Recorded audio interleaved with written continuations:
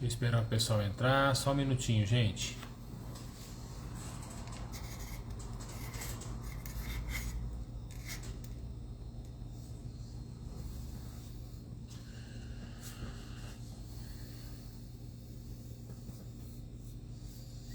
Estamos na nossa... Hoje é sexta, quarta live. Estamos na nossa quarta live de aquecimento para jornadas sorveterias lucrativas. Estão ouvindo bem a gente aí? Acho que eu vou colocar o microfone que fica melhor, né, gente? Espera aí.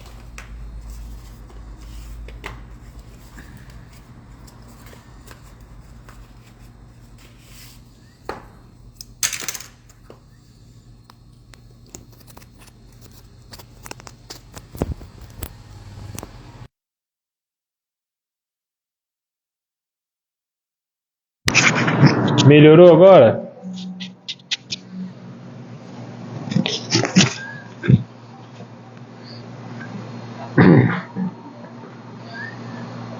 Bom, vamos lá então. Gente, então, conforme nós combinamos, hoje o tema vai ser perguntas e respostas da nossa comunidade, do pessoal que está participando do Instagram. Lembrando que essa é a nossa quarta live de aquecimento para a nossa jornada sorveterias lucrativas. É um evento que vai acontecer no final desse mês, no dia 31 e 2 de novembro. É um evento gratuito, tá? Vai ser online. A gente, em 3 episódios, vamos mostrar como a gente consegue ter uma sorveteria lucrativa. Beleza, gente? Para participar das jornadas, lembre, é totalmente gratuito, mas você só consegue participar se você se inscrever pelo link, tá? Fazer sua inscrição. Senão você não consegue ter acesso aos episódios. Beleza? Boa noite, turma. Vamos lá, pessoal. Ó, eu separei aqui umas 10 perguntas, mais ou menos, que eu achei interessante aqui, que o pessoal mandou. Nós vamos respondendo e vão participando. Vão fazendo mais perguntas também, tá? E a gente vai tentar responder o máximo de perguntas possível, tudo bem? Então vamos lá, ó. Primeira pergunta aqui, que essa é uma dúvida bem constante de sorveteiros. Tem que usar emulsificante em toda a calda base? Olha a pergunta, ó. E aí, cara, a gente deve usar emulsificante em qualquer tipo de sorvete ou não? Primeiro a gente tem que entender para que serve o emulsificante, certo? O emulsificante, ele é um produto, tá? Um produto químico. Qual que é a função do emulsificante? A função é ele misturar 2 ingredientes que por si não se misturam. Por exemplo, água e óleo, água e gordura. Por isso que nós precisamos do emulsificante. É ele que vai fazer essas 2 substâncias que não são solúveis entre si se misturarem. Então essa é a função do emulsificante. Então, logo, se nós fazemos um sorvete que vá gordura, nós precisamos usar o emulsificante, tá bom? Em geral, sempre é usado o emulsificante, exceto se a gente for fazer um sorbet, né, só base fruta. Por exemplo, tem bastante gente que ainda faz o açaí sem emulsificante, tá? Não tem problema nenhum, dá para ser feito também. Lembre-se, tá? Pô, mas eu uso emulsificante no meu açaí. Tudo bem, porque o açaí, ele é uma fruta que tem bastante gordura.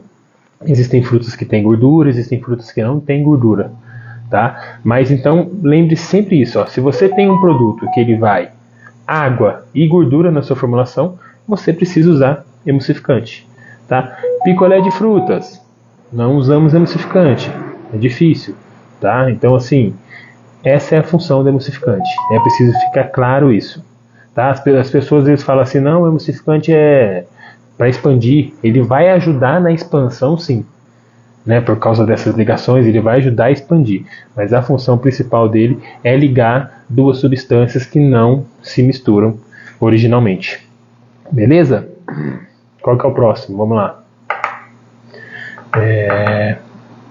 Essa é legal, ó. Como separar o dinheiro da venda dos sorvetes e do gasto de casa, sendo que você trabalha somente com o sorvete? Pois é, Ó, essa dúvida é muito comum, mas funciona assim. Você precisa separar CNPJ de CPF. Entenda? Então, por exemplo, você tem que estipular um salário para você. Pô, mas no começo está tudo apertado, cara, tá muito difícil. Eu não consigo tirar um salário. Mas você vai tirar alguma coisa da sua loja, certo? Eu vivo disso, eu dependo disso. Você vai tirar alguma coisa da sua loja. O ideal é você decidir um salário que é o suficiente para você pagar suas contas, mas se estiver no começo, tá? Você vai querer no começo montar uma loja só você e ter um baita salário. Isso não existe, tá bom? Então, assim, o ideal é você ver o suficiente que é para você, ver se é possível tirar da sua loja isso e separar. Tá? Não é difícil. Marque. Dinheiro para sua casa é um, dinheiro para a loja é outro. Senão, gente, complica muito. Né? Imagina, por exemplo, você está trabalhando nesse mês, você fez as suas contas, você sabe quanto que é seu custo, você sabe quanto você vendeu, você fala assim, pô, cara, era para mim ter esse lucro. Você não tem. Por quê? Porque você gastou pra caramba na sua casa. Se você não vai ter um salário fixo, por enquanto você está no começo ainda, você precisa cobrir as contas, está no negativo e tal, no mínimo que você tem que fazer é separar o que é da sua casa do que é do seu trabalho, certo? CPF é uma coisa, CNPJ é outra. Senão você nunca vai ter o controle da sua empresa. Você nunca vai saber se a sua empresa dá lucro ou não.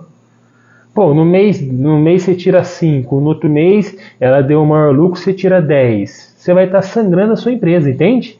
Então assim, ó, o ideal é sempre você definir um salário para você, um salário que você precisa e que caiba no seu orçamento, porque não adianta você vai falar assim, eu vendo 15 mil reais por mês na minha loja, mas eu quero 10 mil de salário. Gente, não existe, tá bom? Tem que ter bom senso, entendeu? Mas agora, ó, o inverso é a mesma coisa. Olha, eu coloquei aqui, eu vou tirar 3 mil reais por mês da sorveteria para me manter. Cada um tem sua realidade, tá? 3 mil pode ser muito para um e pouco para outros, não importa. Eu vou tirar 3 mil reais por mês para mim me manter. Cara, no mês que a sua loja vender bem e sobrar 6, 8, qual que é o ideal? O ideal é você continuar tirando os seus 3 mil reais de salário e essa sobra é o lucro da sua loja. É legal ficar na empresa, é legal ficar em caixa, porque talvez podem ter meses que você não vai conseguir tirar, não vai ter nem 3 mil para o seu salário, a sua loja vai estar no vermelho. E aí você tem dinheiro em caixa para você cobrir os meses ruins. Então isso tem que ficar separado, tá? Isso é um dos erros mais comuns, cara. Você vai conversar com umas pessoas, às vezes você vai fazer alguma consultoria, pô, você fala assim, mas quanto que você gasta? Qual que é a sua despesa da sua casa? Quanto que você tira da loja? O cara fala, não sei. Pô, aí você começa a colocar na conta, pô, ele tira um valor enorme da loja, né? Porque o cara tem aquela falsa impressão, ele trabalha com a sorveteria, eu preciso ir no mercado comprar um negócio para casa, ele pega o dinheiro da loja. Sei lá, tem que arrumar não sei o que, ele pega o dinheiro da loja. Cara, de pouquinho assim, ó, você vai pegando, você vai sangrando a tua loja, ainda mais se ela está no começo. Então tome bastante cuidado com isso. O mínimo, na pior das hipóteses, é separe o que é para você e o que é da loja, ou marque, tá? Você tem que chegar no final do mês e falar assim, ó, cara, eu vendi tanto, né? Eu peguei tanto de salário, a loja vendeu tanto. Senão você nunca vai ter o controle da sua loja. Você vai vender 30, não vai sobrar nada. Você vai vender 20, não vai sobrar nada. Entende? Então tem que separar muito bem isso daí. Isso é muito importante. Tá bom? Eu peguei outra pergunta aqui. Pessoal, pode fazer pergunta, tá? Eu peguei outra pergunta aqui que é bem comum, principalmente na realidade dos sorveteiros aqui, quando inicia, né? Ó a pergunta. Como fazer para organizar as responsabilidades de cada um se a sorveteria é uma sorveteria de família? Pois é, isso tem que ser sentado, isso tem que ser muito bem conversado. Vocês podem definir responsabilidades e a sua sorveteria tem que existir uma hierarquia, certo? Tem que ter uma pessoa em cima que manda, né? Caso tenha algum problema, tenha alguma dúvida que não tem como ser sanada, alguém tem que decidir, porque senão fica realmente muito complicado. E tem que tentar respeitar o máximo possível. Por exemplo, aqui na nossa realidade, o que acontece? Eu cuido da fábrica, certo? Eu fico, né, mais na fábrica. O meu sogro fica aqui comigo também. Ele cuida da parte comercial, tanto da Brubi como da fábrica da Brubella. Muitas vezes a parte comercial é com ele, certo? A minha esposa cuida das lojas, junto com a minha sogra. Isso não significa que a minha esposa não pode vir aqui, não pode ajudar, não pode dar opções, conselhos, sugestões, nada disso. E não significa que, como meu sogro que cuida do comercial, que eu não vou fazer nada do comercial. Não significa que eu não posso ir para a loja. Não é isso. Mas tem alguém que é responsável pela loja, entende? Tem alguém que é responsável pela fábrica. Tem alguém que é responsável pela parte comercial. Isso serve tanto para o lado bom como para o lado ruim. Senão, mas quem decide as coisas da loja? Imagina a gente aqui, ó. Eu, minha esposa, meu sogro e a minha sogra. Minha sogra também fica mais na loja. Imagina nós 4. Você chega, você tem um funcionário, eu falo para ela fazer de um jeito, a minha esposa fala do outro, o meu sogro fala do outro e a minha sogra fala do outro. Não existe treinamento que resista a isso. Tá? O funcionário não sabe nem quem manda. A gente brinca que é muito índio para pouco cacique. Então tem que separar as coisas, tem que ser bem conversado e tem que existir uma certa hierarquia. E, gente, não é fácil trabalhar em família. Olha, eu estou há 20 anos no sorvete e faz 20 anos que nós trabalhamos em família. No começo foi mais difícil trabalhar com a minha esposa, eu ficava o dia inteiro com ela. Quando eu falo mais difícil, foi para mim e foi para ela também. Mas nós ajeitamos bem rápido isso. Hoje nós trabalhamos super bem. Não quer dizer que nós não temos discussões. Entenda discussões, gente, não briga, mas discussões. Ela quer ir para um rumo, eu quero ir para o outro. O meu sogro quer ir para o rumo, eu quero ir para o outro. A minha sogra quer ir para o rumo e a minha esposa quer ir para o outro. Todo mundo está brigando para a empresa crescer, mas cada um tem uma ideia, faz parte discutir e chegar na melhor ideia, né? Mas é possível. Tá? A gente no começo foi um pouquinho mais difícil, mas é possível, pô. A gente está há 20 anos e a gente sabe separar muito bem. Por exemplo, eu estou na fábrica hoje, tá? Não tem mais ninguém, já acabou, a gente está fazendo a live aqui. Acabando a live, eu vou para casa. Não importa o que aconteceu hoje. Eu, minha esposa, meu sogro, minha sogra na sorveteria, a gente pode até comentar, mas cara, agora eles vão em casa jantar. Na sexta-feira eles sempre vão em casa. Agora a gente vai lá para casa. Cara, a gente é família, entende? Tem que saber separar isso, isso é muito importante. Senão vai dar ruim. Por isso que eu vejo muita gente falando assim, ó, não dá certo o trabalho em família. Eu acho que dá, pô, eu tô há 20 anos, como não dá? Você acha que se fosse horrível, a gente já tá 20 anos trabalhando junto? Não faz sentido nenhum, já tinha separado tudo. Pô, falar pro meu sogro, falar, você vai para um lado, eu vou pro outro, e pronto. E a gente tá junto até hoje. Ó, e digo que a gente tá cada vez mais junto. A gente fica o dia inteiro junto. Tá? Então, assim, é possível. É preciso separar trabalho de família, né? E é preciso colocar regras, tá? As regras têm que ser bem colocadas. Às vezes, a minha esposa tem uma determinada atitude na sorveteria que eu acho que ela deveria ter feito de outro jeito, mas é ela que decide lá. Como eu tenho determinadas ações na fábrica que ela fala, você não deveria fazer isso, mas eu decidi aqui. Então, assim, tem que ser bem claro esse papel, tá? É muito importante, gente. Olha, não há dinheiro nenhum que vale a pena você viver no meio de uma bagunça, de um caos, né, cabreiro. E é facinho isso acontecer se a gente não tomar cuidado. Beleza, gente? O que mais? Qual que é a outra?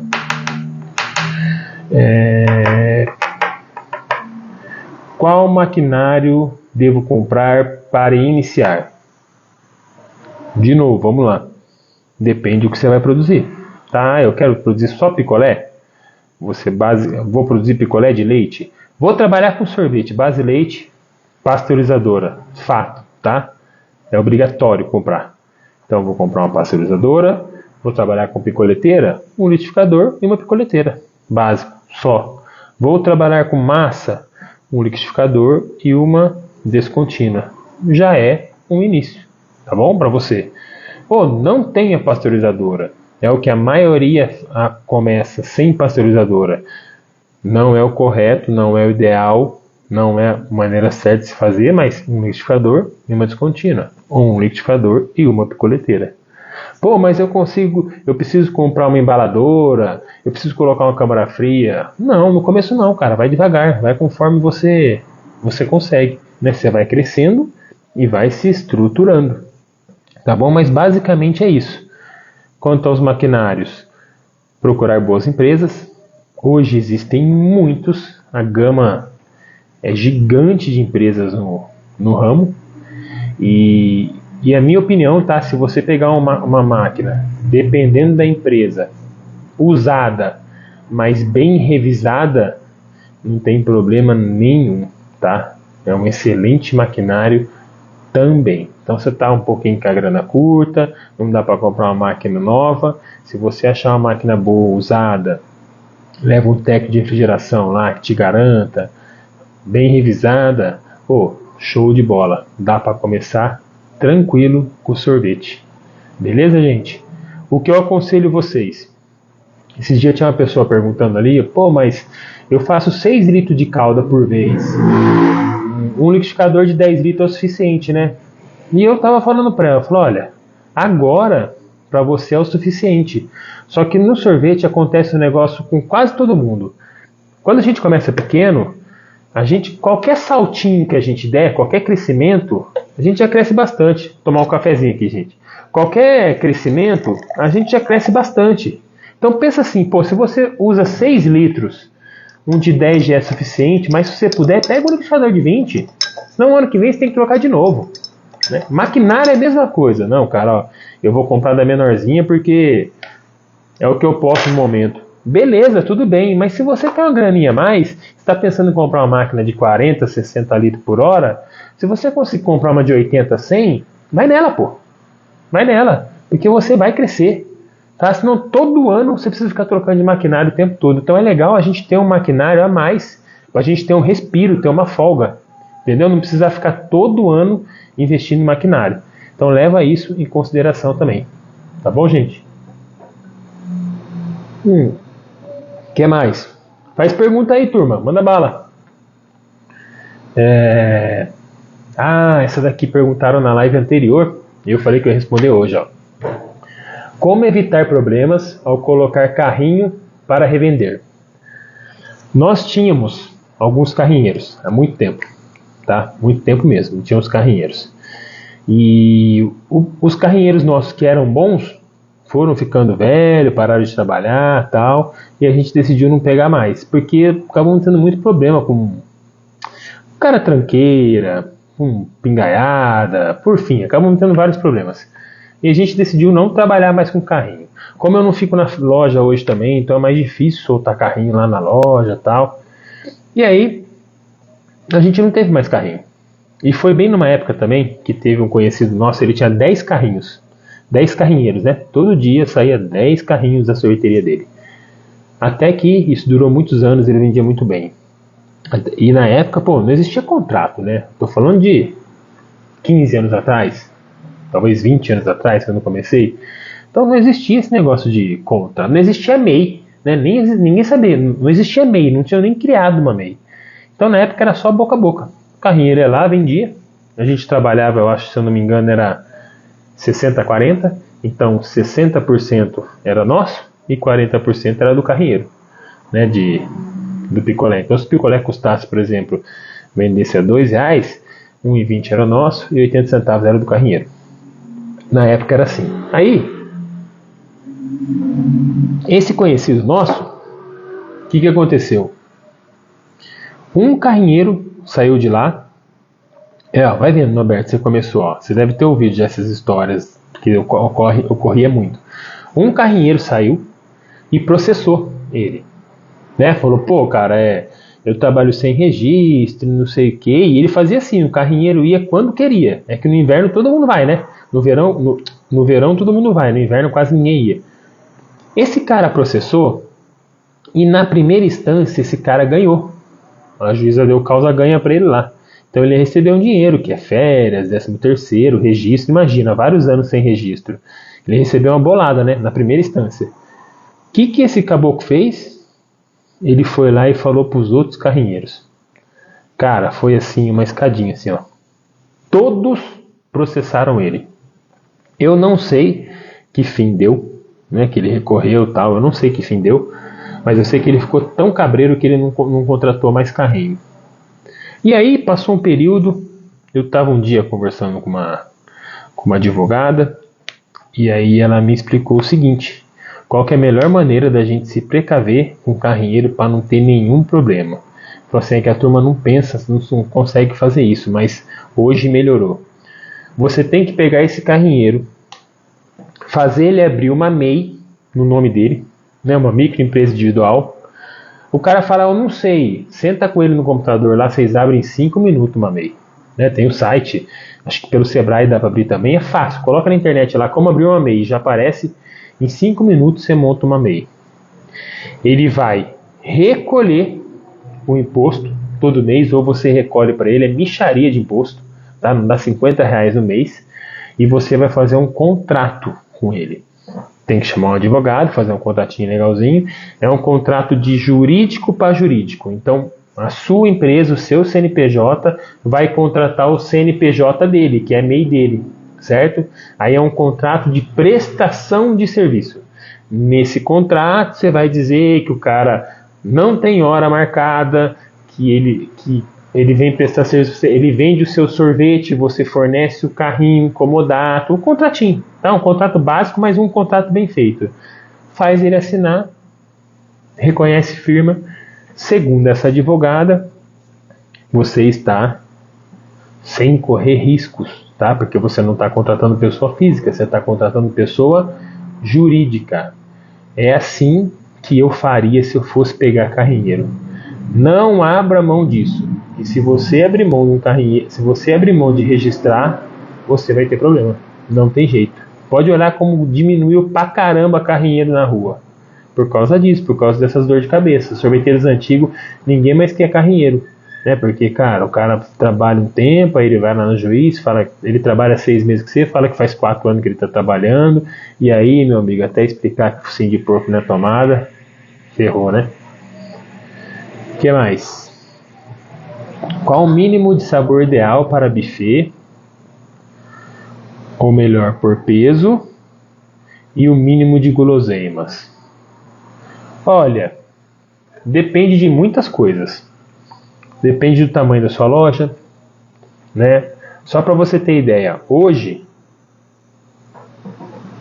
o cafezinho tá bom, hein? Ó, hoje a gente trabalha na loja com 40 sabores, 42 sabores na loja.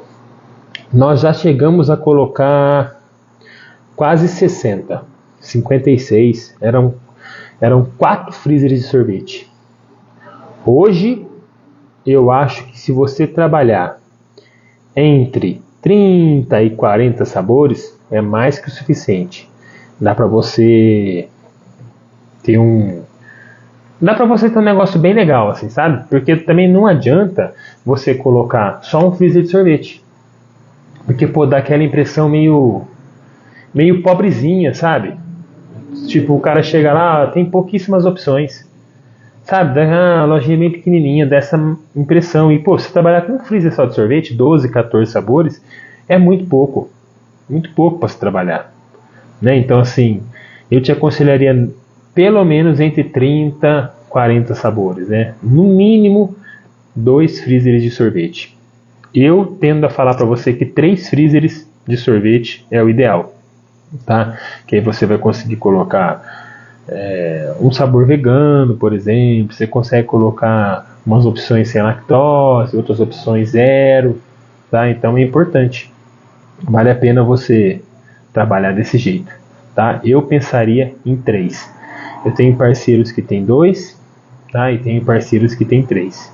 Eu prefiro sempre 3, mas 2, ó, do nosso modelo aqui dá 28 sabores. É tolerável, tá? É legal, né? Agora um só, eu não te aconselho. Eu acho muito pouco. E guloseimas também vai depender do valor, do seu preço, né? Um exemplo, ó, por que eu estou falando isso para vocês? A gente vende o nosso sorvete premium a R$ 78,90. Não adianta eu lotar o nosso balcão de guloseimas muito baratas, sabe? Guloseimas que não agregam valor. Porque, pô, você está com sorvete premium, você está num preço legal de trabalhar. Então, a gente tem lá, ó, eu já tenho 15 sabores de chocolate na nossa pista e eu tenho mais 10 a 12 guloseimas, que é o suficiente, tá? Não adianta eu colocar 100 guloseimas lá, entende? Não é necessário. Agora, tudo vai da sua estratégia, né? O meu sorvete é muito barato, eu vendo por quilo.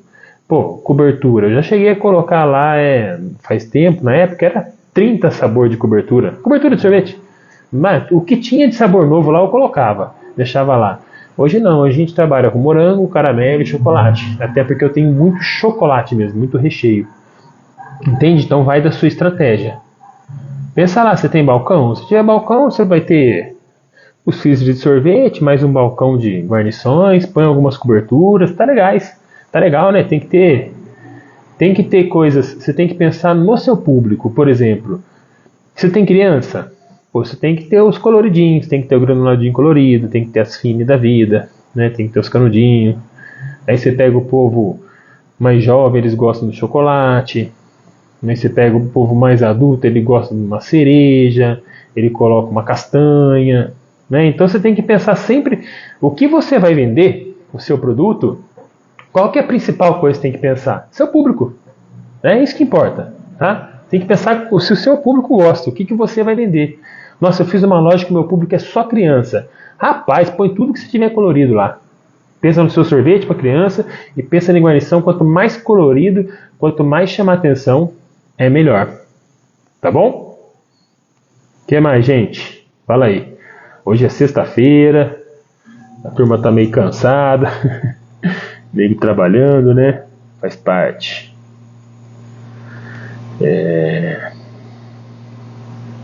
Uma pergunta aqui, ó. Essa também toda vez surge.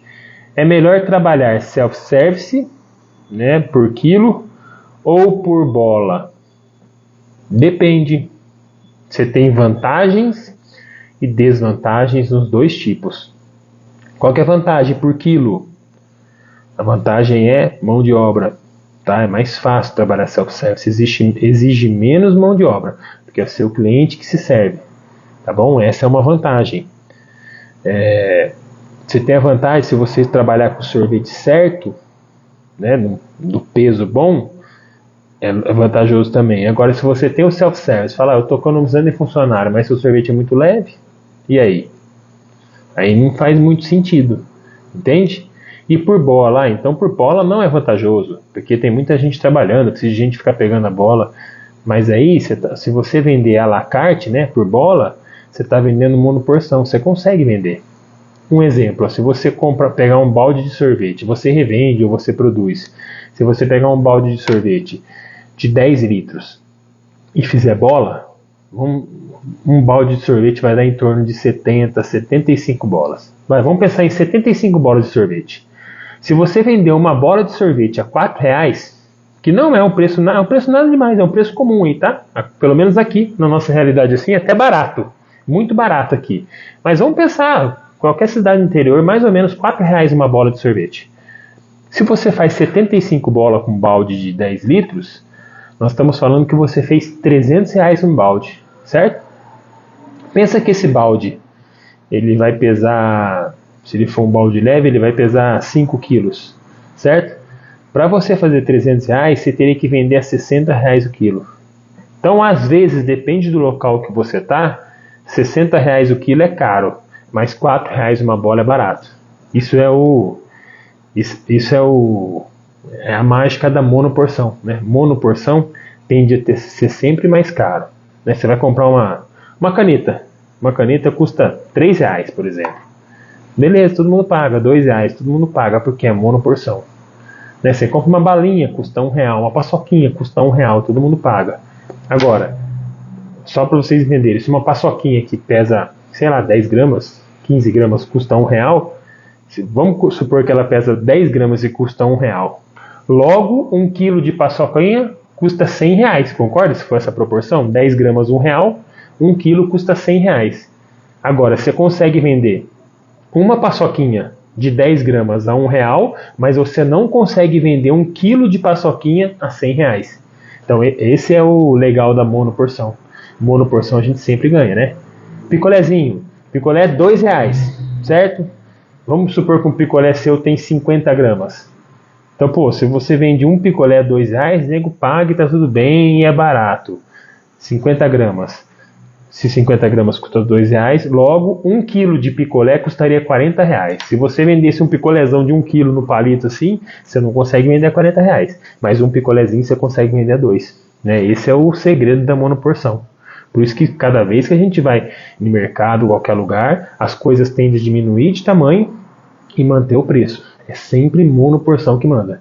Pega, por exemplo, um Kinder Ovo, você vai no mercado. Nós estamos falando de uma marca fortíssima, né?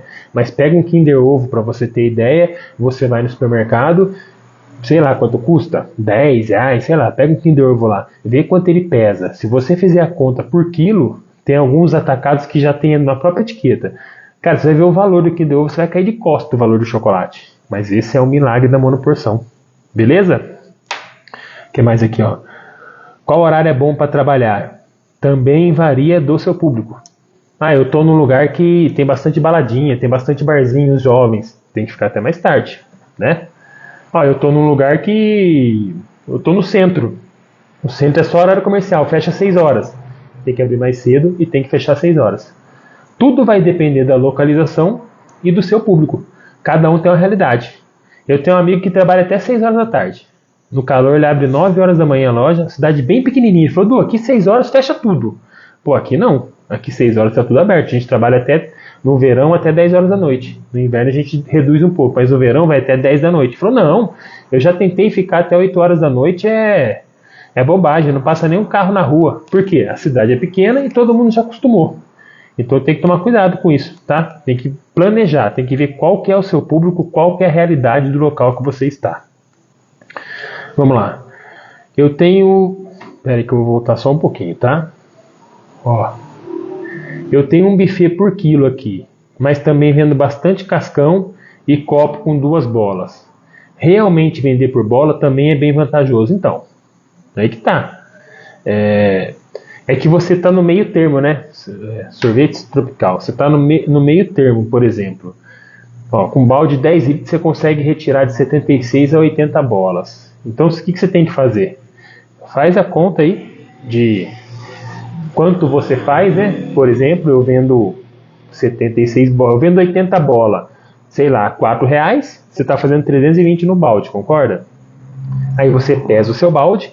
Meu balde tem 5 kg de sorvete. Você divide 320 por 5. Você já vai saber o valor que você tem que vender o seu sorvete, tá? Seria R$64 o quilo.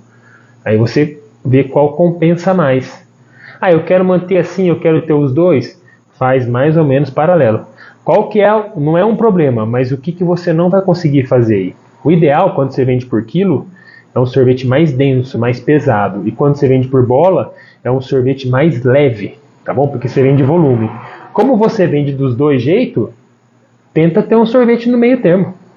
5,5 kg, 5 kg, um balde, tá legal. Se vender só por bola, eu ia falar pra você assim, diminui um pouquinho aí, cara, aumenta seu overrun, né? Põe 5 kg no máximo, né? Até 4,8 no limite do overrun ali. Ou por quilo eu ia falar assim, aumenta um pouquinho, vai lá para 6, 6,5, muda um pouquinho a formulação. Mas se você estiver no meio termo, trabalhando com os dois e funciona, é isso aí, gente. Entendeu? Não adianta eu falar para você assim, por quilo é melhor. Não, cara, você que sabe, é você que tá aí. Você que tem a sua realidade. Tem cara que gosta por quilo, tem cara que gosta por bola. Você tem as duas opções. Show de bola. O que importa é funcionar, não é isso? O que mais? Como trabalho eu, esposa, trabalho com self-service e bola. Acho que tem pessoas que vai com pai, mãe e filho no self-service, às vezes não sabe quanto vai dar e por bola ele já faz a conta se o dinheiro vai dar. Você tem essa também, né? Se a pessoa tiver meio Depende do local, as pessoas tendem a ficar meio receosas por quilo, porque eles não sabem quanto vai pagar, né? Então, assim, tem isso daí que você tem que levar em consideração também, tá? O que você pode fazer, ajudar essa pessoa, você vende por bola ou por quilo. Você já deve ter feito isso, né? Mas pesa mais ou menos a sua bola e faz mais ou menos o proporcional por quilo, né? Que aí você vai não é no termo, sei lá, mas desmamando o seu cliente, né? Então, por exemplo, ele pega por bola, é o cliente que pergunta quanto é o quilo, quanto é a bola, ele pega por bola, pesa a bola, tá vendo? Ó, se eu fosse pesar por quilo, ó, daria mais ou menos a mesma coisa, entendeu? Faz um preço legal por quilo que seja parecido com a bola, e aí você vai fazendo o seu cliente migrar, tá vendo? A segunda vez ele fala, eu vou pegar por quilo, porque é mais ou menos o mesmo valor, entendeu? E no self-service, como você tem essa desvantagem do cara ficar com medo de colocar, mas você tem a vantagem do cara pegar mais. Sempre que no self-service tem todas as opções, a pessoa vai montar, ela tende a pegar mais sorvete. Tá? Isso ficou bem claro pra gente na pandemia. Que na pandemia o cara não podia se servir, a gente que tinha que servir. Pô, o cara falava, pega uma bola só, pega mais não sei o que, tal. Os sorvetes pesavam menos do que o comum na nossa loja. Aí quando o cara servia, aí o sorvete vinha pesado, porque ele ia colocando tudo. Entendeu? Então você tem esses dois lados aí. Tá bom? O que mais?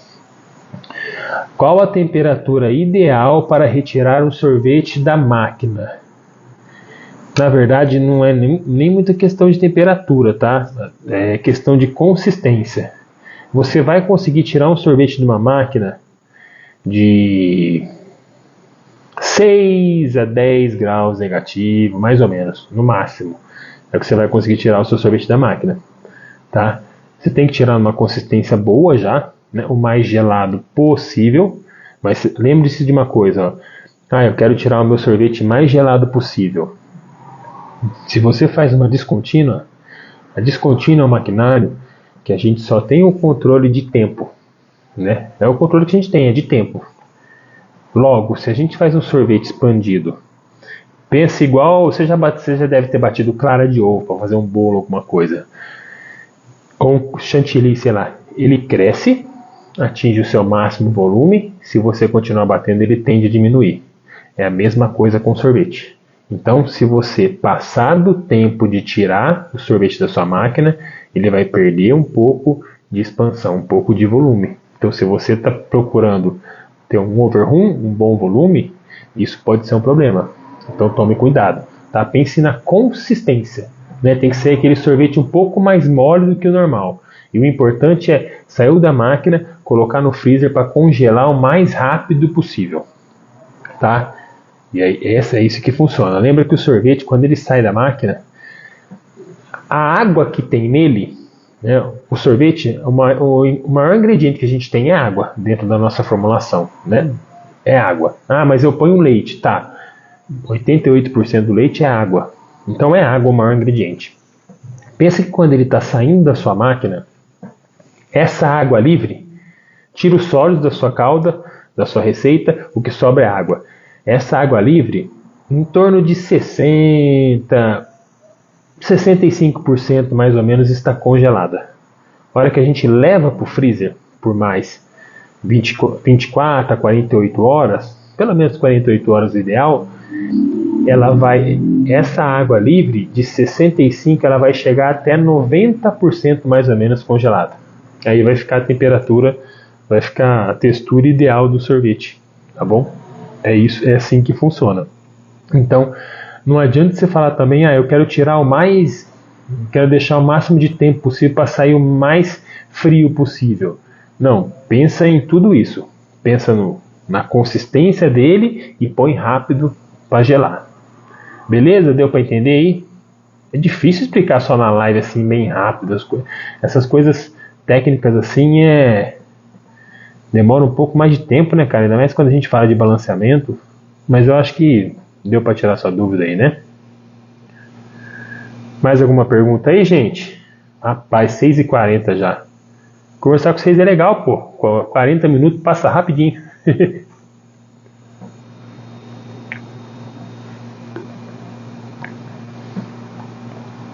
Chique, se não tiver mais pergunta, falam aí que eu me vou. Deixa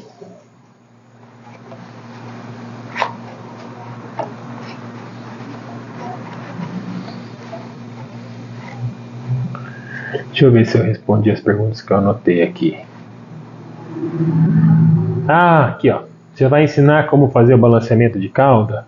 Nos jornadas a gente vai falar bastante de balanceamento e vocês vão ter vai ser um conteúdo bem legal, vale a pena, que é o coração da nossa cauda. Sabendo isso, nós temos o coração da nossa produção. Aí fica fácil a gente fazer as alterações que precisa, a gente criar novos sabores, ou novos produtos, ou novas maneiras de fazer o mesmo produto, melhorar nosso produto, baratear o nosso produto. Tudo isso só é possível se a gente conseguir formular e balancear o nosso sorvete. Mas cada um é de um jeito. Depende do sabor, sim. A questão é, se você souber fazer, você sabe fazer qualquer sabor. É isso que importa, tá? É saber fazer, saber o porquê das coisas, tá? Beleza, gente? Eu vou precisar aprender a fazer o balanceamento. É isso aí. É isso aí. O que é melhor? Glucose líquido ou em pó? Mesma coisa. Os dois vão servir na mesma finalidade. A única coisa que você tem que tomar cuidado é o seguinte. A glucose líquida é 78% de sólidos. Ela tem 20% de água na sua formulação. Então, quando você for colocar a quantidade de glucose, você tem que colocar mais, certo? Porque senão, se você está acostumado a colocar uma glucose em pó, eu coloco 1 kg de glucose em pó na minha receita. Se você for trabalhar com a glucose líquida, você vai ter que colocar em torno de 1,250 kg. Que nesse 1,250 kg de glucose líquida, vai ter 1 kg de glucose, entende? Mas sobrou 250, tira da água, tá? Que já tem na sua glucose. Aí você consegue balancear a sua calda. E tem muita gente que não trabalha com a glucose líquida porque não sabe manusear. Quem já pegou aquilo lá sem saber manusear, rapaz, nunca mais mexe. E tem um segredo. Para você manusear uma glucose líquida, você pega um balde de água, né, deixa do lado, você tem que molhar a sua mão. Aí você consegue pegar a glucose rápido assim, colocar e não gruda na mão. Se você não molhar e pegar a glucose, aí você vai ficar bravo, cara, que o negócio é fogo, tá bom? Então muita gente deixa de trabalhar porque fala que é horrível trabalhar com aquilo lá, mas é só saber manusear. Sempre a mão molhada. Molha a mão no balde para pegar a glucose, tá? Ou molha a espátula, não sei o que você vai pegar, mas sempre a mão molhada. Aí fica tranquilo, tá bom? Só esse detalhe. De resto, líquido e pó é a mesma coisa, só tome cuidado na proporção de água. O que mais? É o que você precisa aprender. É isso aí, Norberto. Na jornada vai ter muita coisa, acompanhe lá. Observe o sabor de doce de leite em muitas sorveterias. Sai mais airado do que os outros sabores. Já percebeu isso? O que você... Airado? Você deve estar falando arenoso? Talvez. Olha, qual que é o problema do sorvete de doce de leite? A gente tinha na loja e eu tirei. Porque para você fazer um bom sorvete de doce de leite, um sorvete gostoso mesmo, eu não vi nenhum saborizante assim fenomenal para fazer. Se você fizer um bom sorvete com doce de leite, é legal você fazer com o próprio doce de leite, né? E o doce de leite já é muito doce, ele já contém muito açúcar, tá? Então esse é um problema, porque se eu fosse fazer um sorvete de doce de leite com o próprio doce de leite, eu teria que fazer uma formulação específica somente para ele. É por isso que a gente não faz. Se você for nas sorveterias e o sorvete de doce de leite tiver uma textura estranha, arenoso, né, com certeza o que deve ser? Esse problema de açúcar. A pessoa pega o sorvete de doce de leite e ela bate doce de leite junto para dar sabor. Só que aí você perdeu toda a formulação sua de açúcar. Tá? Então esse é o problema do doce de leite. E ao mesmo tempo, se você fizer só com pó sabor de doce de leite, ele fica meio xoxo, sabe? Não fica muito legal não. Então provavelmente é isso que você tá vendo. Tá? O cara vai lá e adiciona o doce de leite no sorvete. Aí vai dar problema na questão de açúcares. Tá? O que mais? E aí, gente? Mais alguma coisa?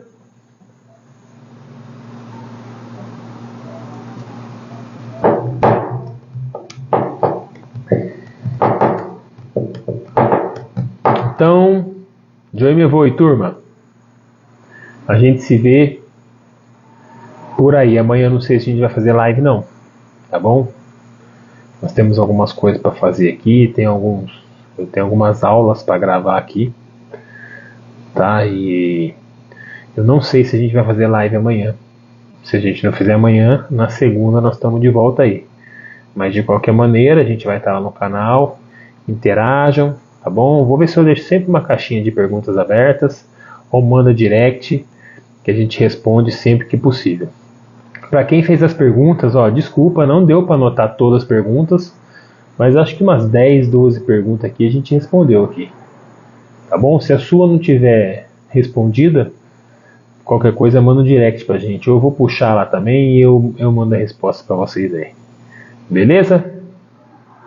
Então é isso, gente. Um ótimo final de semana para todos.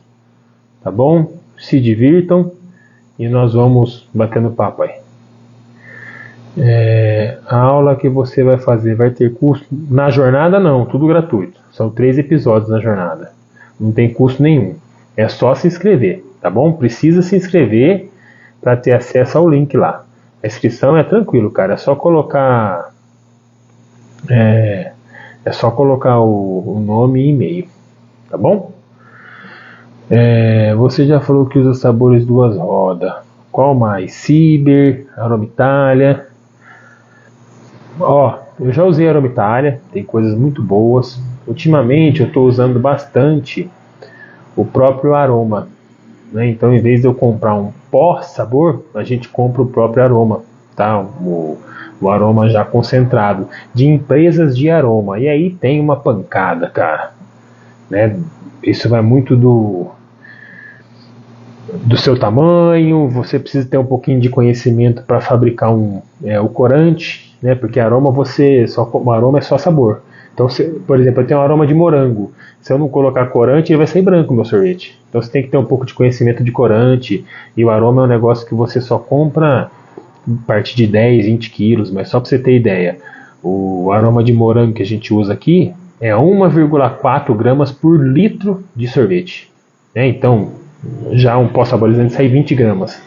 Então depende da quantidade que você faz e da balança que você tem. Não dá para trabalhar com aroma concentrado, né? Por exemplo, eu vou fazer 50 gramas aqui de aroma, 50 gramas de sorvete, eu uso 70 gramas de aroma. Então, para saborizar 50 gramas de sorvete, a gente usa só 70 gramas de aroma de morango.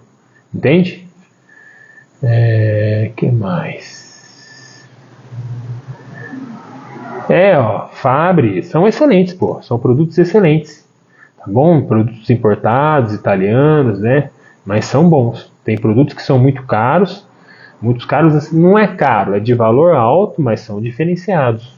Vai tudo do seu público, do sorvete que você quer fazer. De novo, gente, não existe sorvete ruim.